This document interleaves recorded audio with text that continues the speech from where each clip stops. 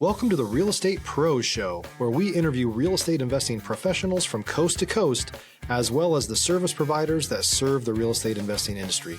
Our goal is simple: share what's working now to help you improve and scale your business to the next level and meet the pros that can help you get there. Real Estate Pros is powered by Investor Fuel, America's leader in helping real estate investors and professionals build the business you need to live the life you've always dreamed of. Let's start today's show.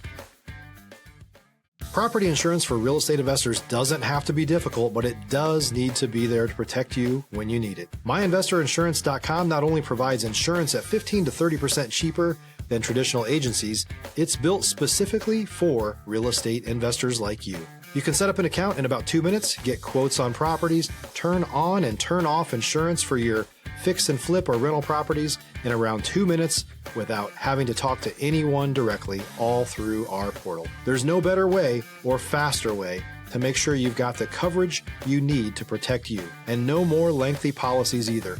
Once you're set up, you're billed monthly and prorated by the day for however long your policy is active. It's powered by MSI, the third largest independent MGA, with 1.5 million customers and more than $1 billion in cumulative premiums written. Get set up today in about 2 minutes at myinvestorinsurance.com/fuel. All right, guys, welcome back to the show. I am your host, Brett McCollum, and I'm here today with Peter Tverdov, and today we're going to be talking about building wealth in real estate. Before we do, guys, at Investor Fuel, we help real estate investors, service providers, and real estate entrepreneurs to 5X their businesses to allow them to build the businesses they've always wanted and live the lives they've always dreamed of. Without further ado, Pete, how are you, man? Happy to be on the show, man. Thanks for having me. Pete, I just realized in that intro just now, did I just butcher your last name even though we just went over that? No, that was a 10, dude. Oh, dude. Okay.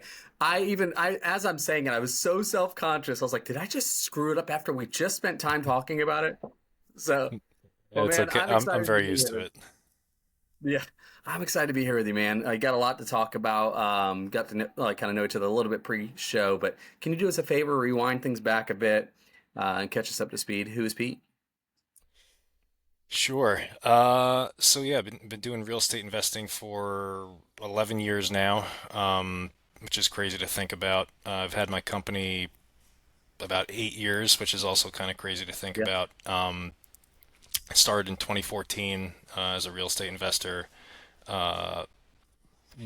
Started a company in 2017, and then went full time in 2020 as a real estate investor. Prior to that, I was working at investment banks, commodity trading firms. It's like quote unquote Wall Street, as some people might call it. Sure.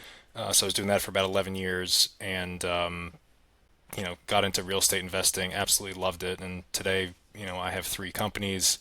Tverdov Housing, which does property management and brokerage, and then me and my brother have Tverdov Builder Brothers, which does construction. So all 3 companies kind of cross-sell and are intertwined in helping people with real estate investing. That's very cool. Let's go back up a little bit. So 11 years more in that Wall Street environment, is that right? Yep. So 11 years. So we were talking pre-show. We're literally probably a few weeks apart in age. How did you? So let's say post college. Where did you land after that? So the first job I had was at a commodity trading firm. So if anyone on the show has ever seen Trading Places, like with Eddie Murphy, that love it. Yep. Yeah. So where I worked was a very watered down version of the movie, but like you learned a hell of a lot about markets and, commodities, obviously. And that's where I first kind of got my hook into real estate investing, because I had wanted to invest, was broke right out of college, didn't really have any money. And so I was kind of learning how to, evaluate deals the same way you would evaluate orange juice futures or coffee futures or something like that. And that kind of really helped me. That kind of helped like build a foundation of investing, to be honest with you. Wow. Dude, that's really cool. So did you know that growing up, like, obviously we'll get to the real estate here in a bit, but did you know that you wanted to get into like investment banking, that kind of world? Like, was that always the plan, or did something just kind of fall into place that way? Or Stop living on an island and join the #1 mastermind in America for professional real estate investors. Investor Fuel is a community of hundreds of the nation's top investors working together to build stronger businesses and better lives. In addition to the amazing community of real estate investors acting as a board of advisors for one another, Investor Fuel members have access to 100% funding on purchase and repairs for our members only, a health insurance program, and benefits and discounts that more than pays for the membership of most of our members, meaning it's actually costing you money to not be a member of Investor Fuel. If you're looking to scale your business and build a business that allows you to live the life of your dreams, please visit investorfuel.com today and book a call with our team. No, so growing up, all I wanted to do was play football, and eventually coach I knew you were football. going to say something. Okay. Yeah, so I don't know why I knew you were going to say something about sports. yeah, I mean, I'm kind of modest about it, but so I played at Rutgers for 4 years, was a team captain, made like all conference my last year, and then I got as far as a tryout with the Chicago Bears, and Yeah. didn't make it.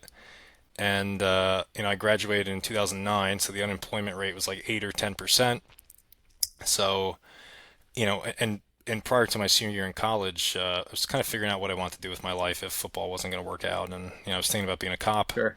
And my roommate was basically, this is a terrible line, but it's true. He was basically like, Pete, like anybody could become a cop. He's like, if you want to work in investment banking or on Wall Street, like find a way to do it. And if you fail, you could always become a cop in a couple of years. And I was like, you know what, you're right.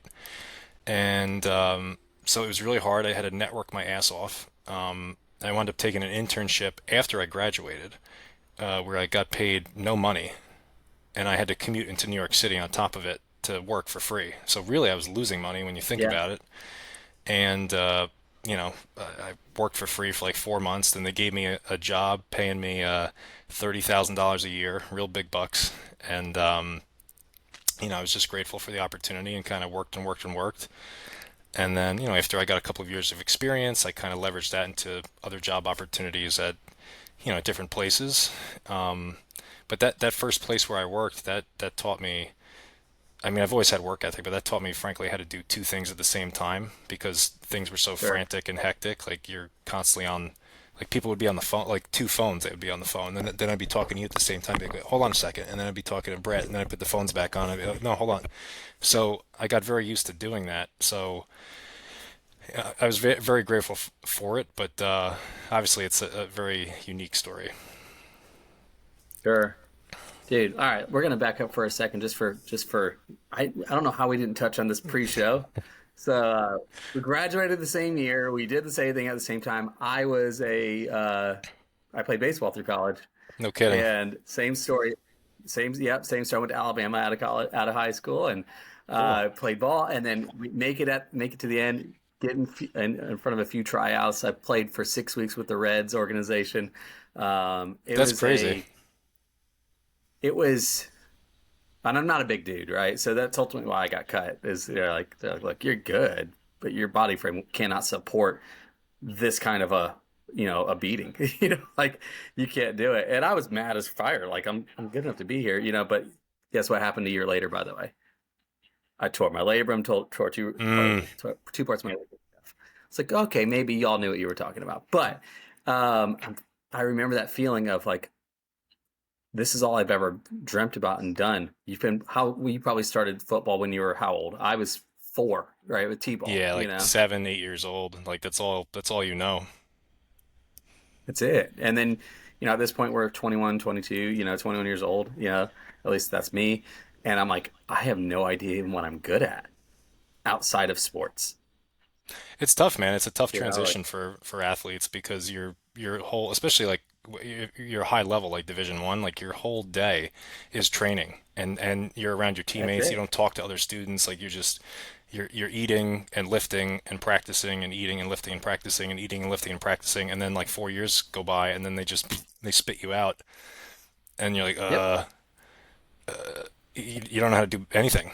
You don't have any internships. You have Dude, no experience. Nothing. the only so it's funny is in real estate, the top 3 people when I'm interviewing, performance-wise that I see at a high level. It's ex-military, ex-athletes, and then my funny one that people never think about but it's true is If you're looking for consistent, high-quality leads, look no further than Investor Machine. Investor Machine isn't just another agency, it's the most sophisticated, data-driven lead generation company on the planet for real estate investors, and serves the role of being not just a lead generator for your business, but a marketing partner that is helping you achieve your goals along the way. Go to investormachine.com to learn more and schedule a call with our team today.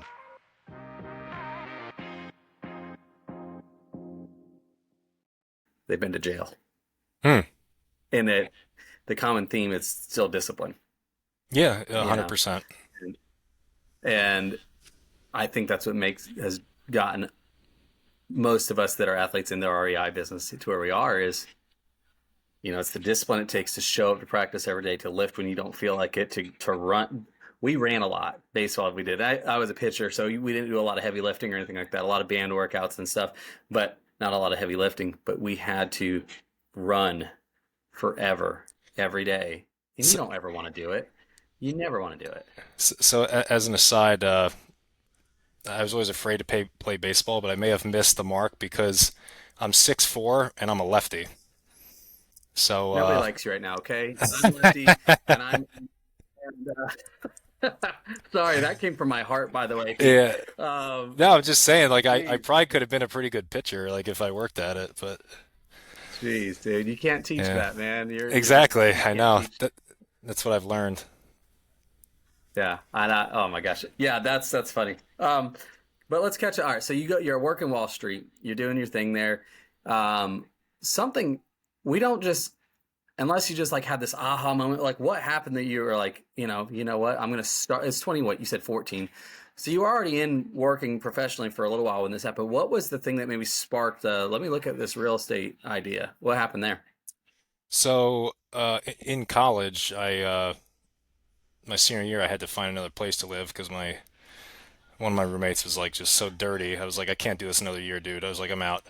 So I was trying to find another place to live, scrambling, and I wound up renting a spot with one of my teammates, and like we're signing the lease, and I'm looking at it, and I was like, well, wait a minute. I was like, we're gonna pay Frank $28,000 a year, and they're like, yeah. I was like, wow. I was like, that's a lot of money. And then yeah, my roommate was like, yeah, dude, he owns 7 of these houses. I was like, he owns 7 houses? What does he do for a living? And they're like, he's a gym teacher.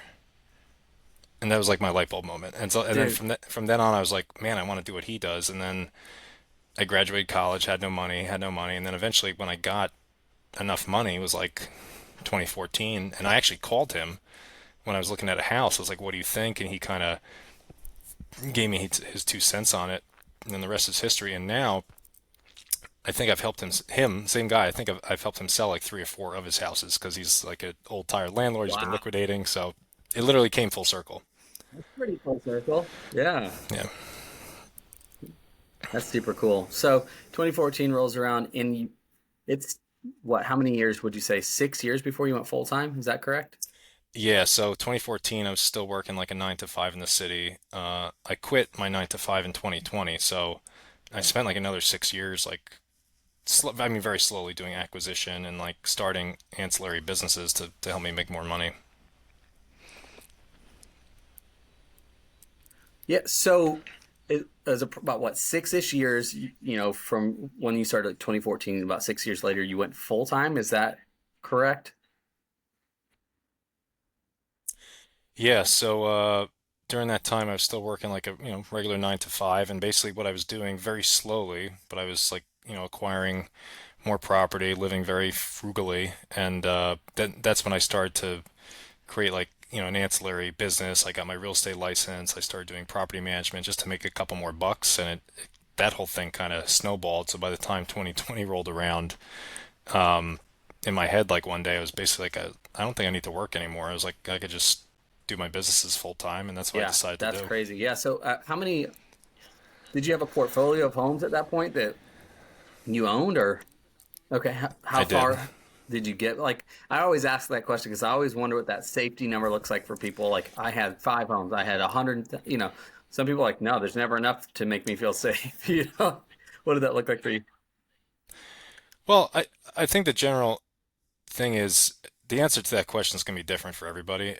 For me, If you're a new or newer real estate investor looking to launch or grow your real estate investing business, please check out Investor Fuel Club. It's a coaching community, but unlike anything you've ever seen before. And you can actually partner with members of our mastermind from coast to coast on deals right in your market. There's no better opportunity to build a consistent business than to literally partner with pros to help you avoid costly mistakes, avoid the need for capital to do deals, and help you eliminate your fears as you're starting your business. Learn more about Investor Fuel Club at investorfuel.com/club. looking back, like my rentals covered Yeah. my expenses. And then by that time, I had a property management business, and then I was also selling real estate. So I was like, well, wait a minute. I was like, my rentals basically replaced my Yeah. nine to What point? five income. Yeah. So now, like, so now all these businesses, it's just Yeah. gravy, right? And then, or at least at the time it was. And so that's when I was like, this is stupid. Like, I don't need to be working anymore. And part of me wishes I did it a little bit earlier, but it's also much easier to qualify for loans when you have a W-2 versus 1099 and tax returns. And everyone listening to that knows that. But for me, the timing was Yeah. pretty good. I will say it was really hard though, because for those of you who don't know, when you live in New Jersey and work in New York, that is a hellish commute. It's Oh. not fun. And I was commuting 90 Oof. minutes one way. So 3 hours of my life every No day was thanks. commuting. And it's a Were you miserable married at the existence. time? It's miserable. Y- I was. And, I had my first kid and, you know, well, now I think about it, she was born in end of 2016, so it still took me a couple of years before I left. But I remember like when having her, and then I would come home and I would have 15 minutes with her, and I was like, This has got to Yeah. stop I right mean, now." that's common, right? We here's the other thing too, like even our full-time REI careers that we've chosen, how many hours a week are you working in that business sometimes? And it's like, dadgummit, the whole reason why we did this to begin with, was to buy back the time, and then we find ourselves replacing that time with something else.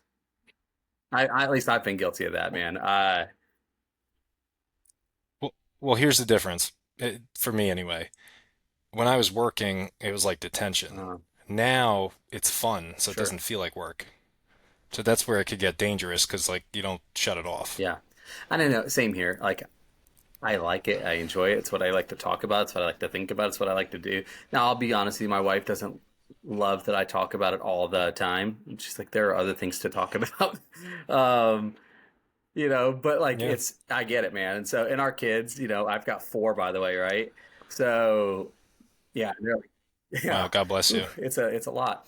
Um, but all they want, man, is our time. That's what I've come like I'm learning to have to. There's not really such thing as balance. I have a coach. He says there's no such thing as time management, only priority management. And I was like, it's pretty good. So trying to learn how to prioritize and structure, time blocking's for me is a big deal. Like, and it feels bad to Yep. say this, but I have to time block family time because I will unintentionally fill it Mm. with fun, which is my work and what I do, and I fill it. And I'm like, no, I need to be with them. And that's something I've had to deal with, man, and struggle with in this. But getting 90 minutes of 3 hours of your life back, that Oh, huge, dude. exactly. Like, I mean, an unbelievable return for you, man. That's incredible. But let's talk about this, Pete. So you fast forward, you're in 2020, you're full time now. You mentioned you have three businesses that you work on. Let's kind of high level what those look like day to day. Yeah, so we have our management business. So we manage about 300 doors through most of central and Okay. northern New Jersey.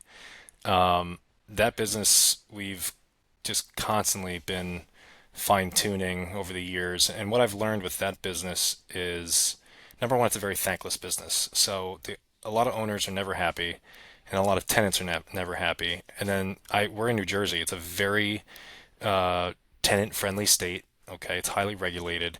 There's a lot of hoops to jump through, so there's a lot of headaches and a lot of landmines. And so what I've learned over the years with that business is just to be very efficient. So, that business, we're all about good owners and good properties. And the crap, we just part ways with. It's Yeah. not worth our time or headaches. And that's been a very good business because a lot of people want to own real estate, but they don't want to deal with the tenants. They don't, frankly, they don't know what they're doing, period. They don't know what they're doing.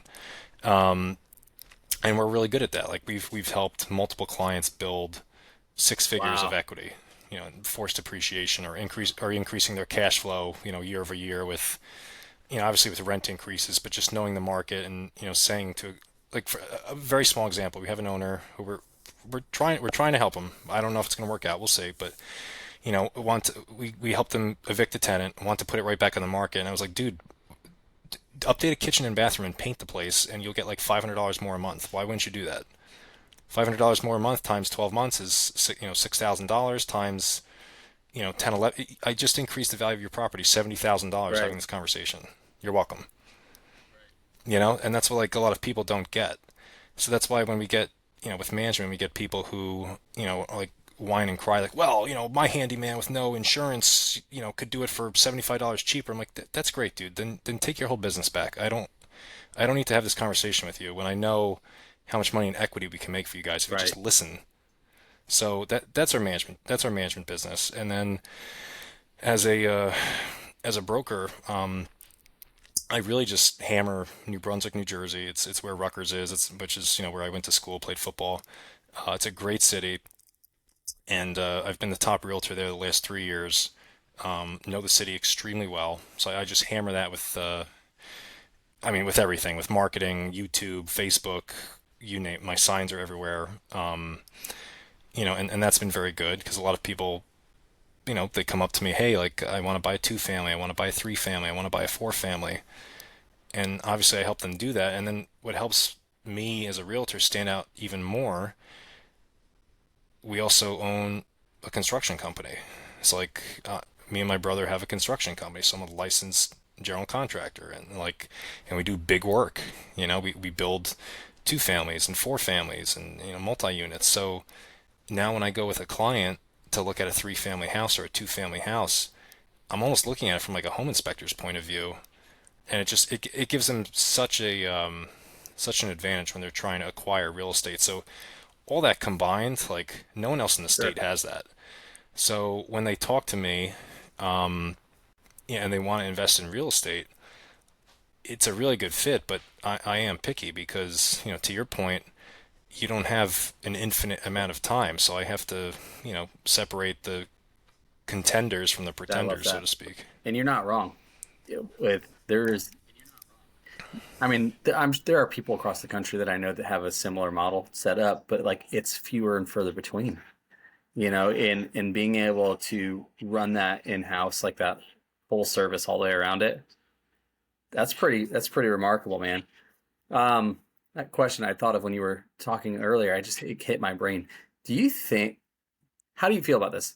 The work that you did on Wall Street that time there and financial acumen that you probably gained in real life experience, how does that affect your business day to day now?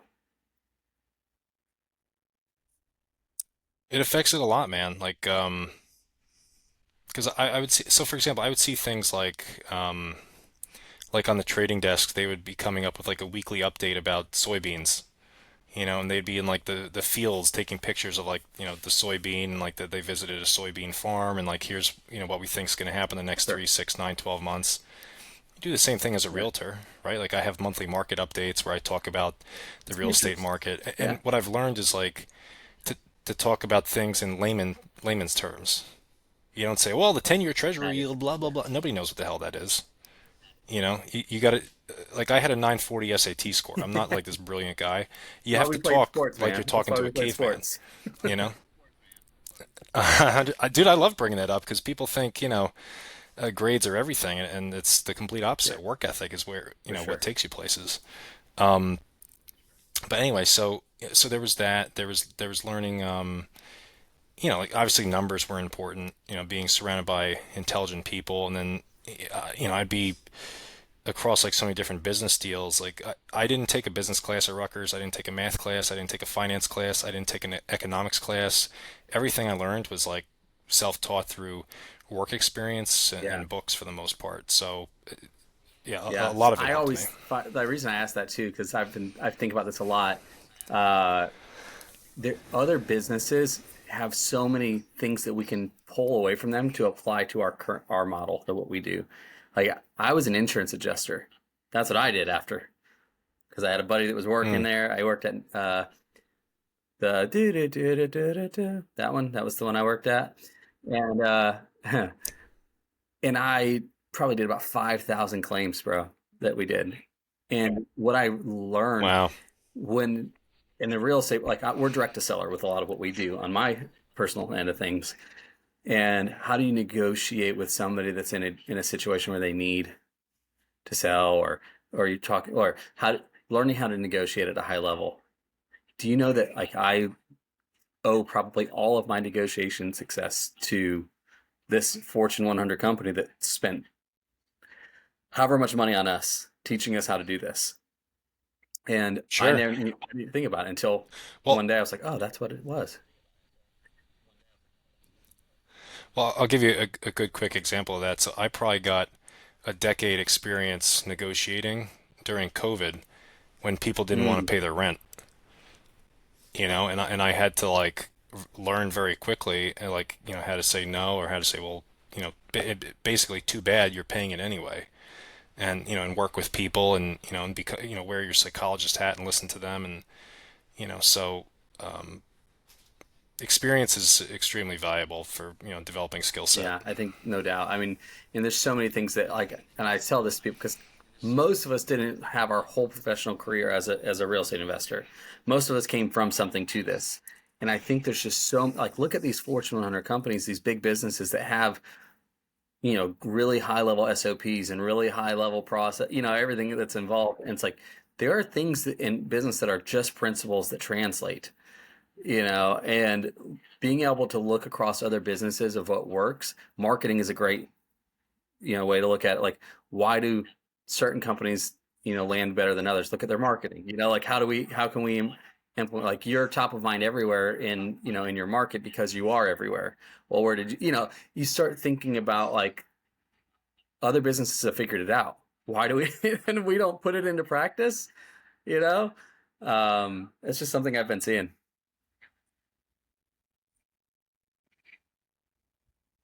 All right, so Pete, do me a favor. Let's talk about this today. What does business look like? Oof. Well, I constantly feel like I'm spinning a bunch of plates at the circus. Hmm. It's kind of what it reminds me of.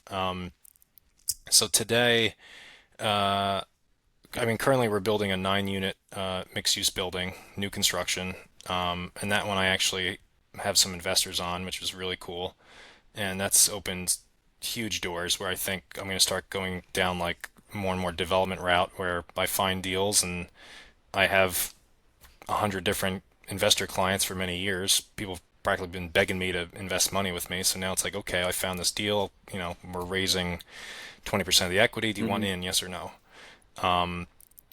So we're doing that. Our construction business is very busy. We have a lot of clients where we do gut renovations. Like one client, this is like a textbook example of how we make people so much money. So I have one client, he bought a mixed-use building, ground floor restaurant, top three floors empty and like unrentable, honestly. Like one was like a salon. There's no parking, right? It's like the office space is out, restaurant space is out, and retail space is out. You can't use it. So long story short, I was like, dude, we could chop these into apartments. Did all the legwork for him. We're currently finishing up the construction, and now the upper floors of this building, we're probably gonna make him like an extra $10,000 a month. So like, I mean, that building went from like an okay deal, he just wanted it, to like an enormous return on Right. investment. So like so that's something we're doing. We're doing a couple of gut renovations this summer for a client. And then next year, like next summer, we already have stuff penciled in for us to do for people on the construction side. So that's really exciting. And then our management business. like I said, we're very picky now with like who we bring on. Like we manage single family, 2 to 4 family, very small mixed use, and small multifamily. We don't manage HOAs, we don't manage industrial, we don't manage 100 unit buildings, and because this is a separate business now, Brett. So, and to your point, like the riches are in the niches. Like I know what we're very good at. I know what works really well. So that's what we're going to do. We're not going to suddenly take That's on a right. self-storage unit when we don't really do that. Yes, maybe we can make money, but maybe it also burns out my staff and now I have Yeah. to replace somebody. So, so management we've been very good, and then me as a broker, like I'm constantly like pecking away and humming along. Last year I sold 26 Very good. million in real estate. Which was a good year. And this year my goal is like around 20 million, which would be awesome. So, that's so every day is just different, and I'm constantly just kind of pecking away Yeah. at what's important. It's different, but they do. I see a lot of cohesiveness too. You know. Yeah. A ton, Yeah. I like that. a ton. I'll give you a quick example. So like with our 9 unit building, like our company's building it, right? So there's a builder fee. I found it, like it was my investment. I brought in some investors, like they're going to make money, they're happy. Our company's Yeah. managing it. So like, it's a lower management fee because I'm not going to, I'm going to give Pete the Pete special. I'm not going to pay full price. And then one day if I want to sell it, like I'm going to list it. So like, we're going to make money in a couple different ways there. So like that's the stuff we're focused on, where it's almost like where we could help the client in multiple ways. That's Sure. what I love doing. And I don't love doing it because my companies make money. Like obviously, yes, that's important, but I love doing it because like then I'm helping Truly. people build wealth. And then they come back to us because like, Pete, this is great. Let's go buy another one. Or Pete, you know what? Can you help me sell this one? We'll buy something bigger. Like no problem. So that's why I said earlier in the show. Like I think of our company as like we build wealth. Like that's what we do. It's like, to me, it's almost like financial management or like Yeah. wealth management. Just through real No, estate but investing. here it's have you heard of the book The Four Spiritual Laws of Prosperity? If you No. pick it up and read it, it's good. But what you're doing, it's the law of reciprocity. That's what it is. And there's a is given it shall be given. Right? Is the Yeah, I agree with that. I'm a big yeah. believer in that, And honestly. And I try to focus all my time and energy on like people who want to, row the boat in the same direction and but not that's what fight I'm against the hearing you current, so to do, man. speak, because That's it's what I'm going to come hearing you back to do. you. Is it's across the spectrum, you know, given it should, and then but then it comes back. That's the law of reciprocity. And a lot of people don't. They think that's weird. Like it is. It's spiritual and it's in its nature. It's that you can't put your hand on and touch this thing. But it's a thing. It just comes around. Well, I'll give you another example. So if I help, let's say we got a new investor, which happens. Like I just helped one close on a house a couple months ago. Do you think I want that new investor to be A successful in their million. investment? Yeah, for The answer sure. is yes, right? And the reason why is I want them to come back to me in a year and be like, "Hey, dude, I, Yeah, I want another one." No problem. I will find you another one. And then in 5 or 10 years, I want them to be like, "Pete, you know what? We want to sell this thing. Can you help us sell it, or can you help us buy something else?" Or in the middle of it, Pete, we decided to redo the siding on this building. dude. Can you give us a quote? Or Pete, we can't stand these tenants. Can you please just manage this building before I kill myself? Like, sure, no Yeah, problem. We'll take care of it. So I want them to be successful, and that's what's been so rewarding about the businesses over the years. I've helped, I don't know, like a couple handfuls of clients build like a basket of 3, 5, 10 properties, and it's that's been really insane. cool to Yeah, be I a love part that. of. Well, man, if people want to connect with you and follow along that whatever that looks like, what's the best way for it to happen? The easiest way to get in touch with me is Instagram. So the handle is Pete Does Real Estate. Um, that's the easiest way. You can check out our website, Tverdov Housing. If you typed it in on YouTube, we have a YouTube channel, which is also like really cool. It's like Cool. construction diaries and real estate investor videos and all sorts of different Dude, super stuff. cool. We'll make sure that gets in the show notes for everybody. And guys, seriously, follow along. It's really cool what you're doing, man. And dude, I really appreciate you spending your time and work, and being here with me and doing this. This has been great. Thanks, Brett. I Sure. appreciate And it, man. guys, to you as well. Thanks so much for hanging out and spending your time with us. Hope you got a ton of value from the episode today. And we'll see each of you guys on the next episode. Take care, everybody. Thanks for joining us for today's Real Estate Pros Show. You can learn more about the amazing benefits of the Investor Fuel Mastermind community, including surrounding yourself with hundreds of other rock stars, 100% financing for your deals, and members-only discounts from vendors you're likely already using that, as a member of Investor Fuel, will save you more than the cost of your membership. Visit investorfuel.com to learn more. If you're interested in joining us as a guest of this show, please visit investorfuel.com/pros to apply. You can also check the show notes for access to free resources, how to get access to world-class lead generation, and much more. Don't forget to subscribe so you never miss another episode. Have a great day. We'll see you on the next show.